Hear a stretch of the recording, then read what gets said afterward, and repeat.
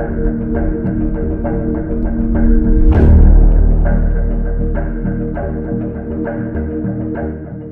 सुबह करीब 11:30 बजे गदग ज़िले के एक सरकारी स्कूल में एक जमात की कंक्रीट की छत गिर गई। ये हादसा गजेंद्रगढ़ ताल्लुक़ के चेलागिरी गांव के गवर्नमेंट हायर प्राइमरी स्कूल का है, जहां छठी जमात के 5 तलबा और 1 उस्ताद ज़ख्मी हो गए।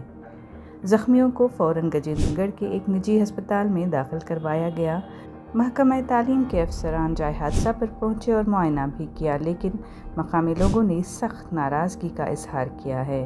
इलाके के मकीनों का कहना है कि क्लासेस एक पुरानी और खस्ता हाल इमारत में चल रही थीं, जिसके बारे में कई बार शिकायत की गई थी, मगर कोई कार्रवाई नहीं हुई। गजेंद्रगढ़ पुलिस स्टेशन के हदूद के इस मामले की तफ्तीश जारी है।